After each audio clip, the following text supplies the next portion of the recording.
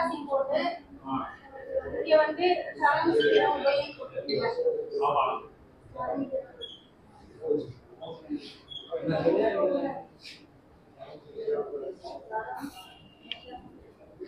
இதுக்கு மேல நீங்க வந்து உதயம்னு போட்டுக்கோங்க. அப்படின்னா இங்க வந்து ஜீவன் ரோகம் மத்தியும் ஆல்ரெடி இருக்கு. இங்க வந்து உதயராசின்னு எழுதிட்டீங்கன்னா உங்களுக்கு வந்து இது வந்து சொன்னராசி சரமாகி உதயராசி சரமான ஜீவசூத்திரம் அது மாதிரி நம்ம பண்ணிக்கலாம். இது ஒண்ணு இல்ல, இதே டேபிள்னா மேல மாத்திரம் இந்த இருக்கு உதயராசின்னு வச்சுக்கோங்க. இது என்ன உதயராசின்னு எழுதிக்கோங்க. அப்ப சொன்னராசி சரமாகி உதயராசி சரமான ஜீவசூத்திரம். ஓகேவா?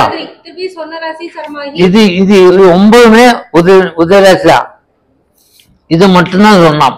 ஓகேவா? அதோட ஃபர்ஸ்ட் எதை கொஞ்சம் எழுதுங்க. எதை கொஞ்சம் எழுதிக்க. சாமானிய சூத்திரம். சாமானிய சூத்திரம்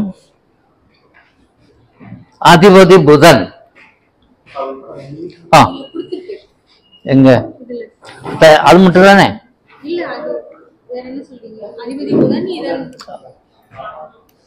சாமானிய சூத்திரம் அதிபதி புதன். அதிபதி சூத்திரம் அடுத்து அதிபதி சூத்திரம் சுக்கிரன்.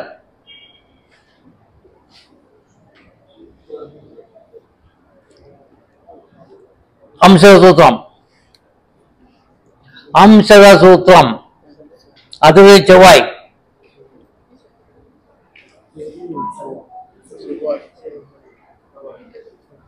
அடுத்து நட்சத்திர சூத்திரம். நட்சத்திர சூத்திரம் அதிபதி சனி.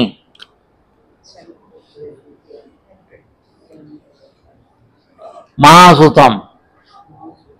மகாசூத்திரம் குரு. இதுதான் சொல்றோம் புத சுக்கார மந்த ஜீவா. புத சுக்கார மந்த ஜீவா அந்த 5 பேரு. அது சாமானியம் அதிபதி அம்சம் நட்சத்திரம் மகாசூத்திரம். ஓகேவா? அந்த டேபிள் கொடுத்தாச்சு.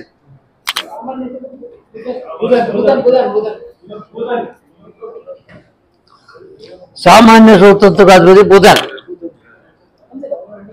அதிபதி சூத்திரத்துக்கு அதிபதி சுக்கர். அம்ச சூத்திரத்துக்கு செவ்வாய். இந்த சூத்திரங்களுக்கெல்லாம் உண்மையாக வேற தெரியுமா?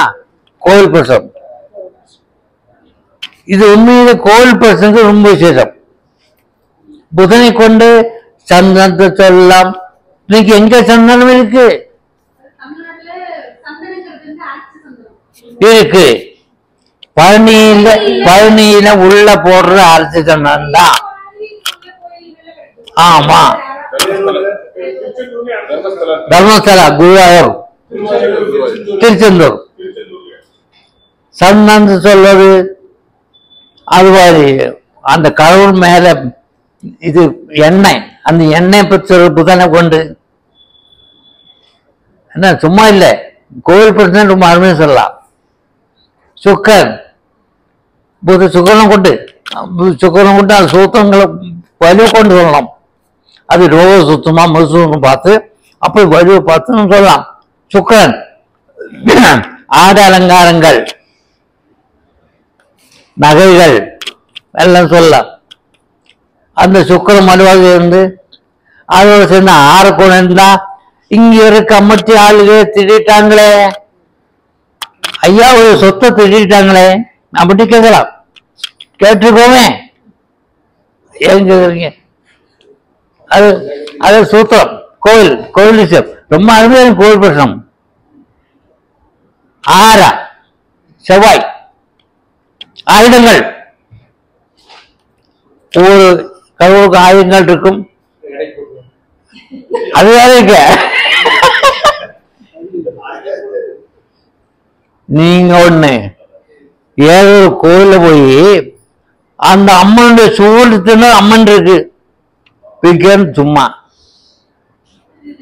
ஒரு குடும்ப கோயில் தெரியும். அம்மனுடைய பழைய சூழம் சூழத்தான் பூஜை இதெல்லாம் தாத்தா பாட்டியம் பண்ணது. இவங்க வந்து என்ன புது புது கோயில் பண்ணாங்க.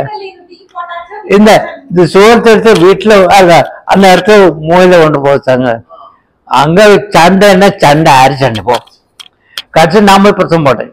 திண்டுக்கல் பக்கம் தான்.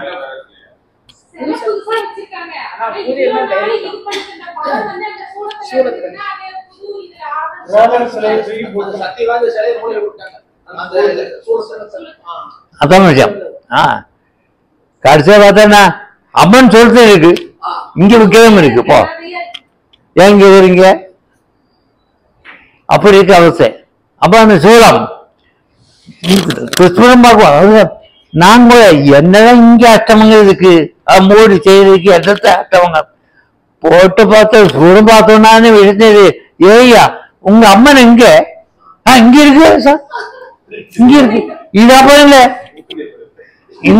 இந்த அம்மன் தூக்கி வெளியே போடுறேன். போ இந்த அம்மன் தூக்கி நாமளே போடுறேன். ஐயா ஐயோ என்ன சாமி?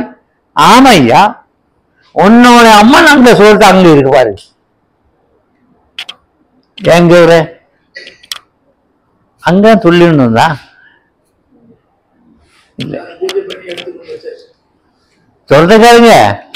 இவ இல்ல இது சொல்றதோ அம்மா ஆடிக்கிட்டு சொல்லிட்டு இது சொல்றது நான் காத்துட்டு இருந்தேன் சொல்லி பழக்கம். அது உண்மை.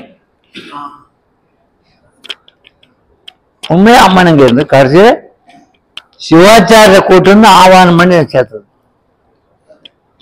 சிவாச்சாரிய கூட ஆவானம் பண்ணி அப்ப பார்த்து கொண்டு வச்சு வச்சாச்சு. அப்ப எதுக்குண்டா அந்த அந்த ஆடை அலங்காரங்க அந்த ஆயுதங்கள் சொல்லும் போது இதெல்லாம் இருக்கு. சின்ன சின்ன கோயில் இதெல்லாம் விஷயம்.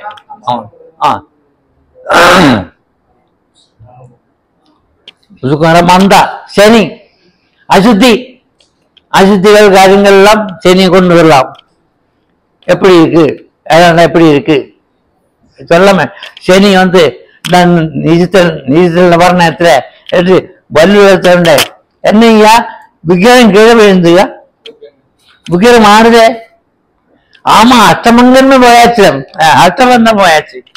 அவ்வளவுதான். அஷ்டபந்தம் போனா என்னவும் ஆடும், விக்கிரம் ஆடிட்டு இருக்கு. இப்படின்னு சொல்லலாம். அதான் விஷயம்.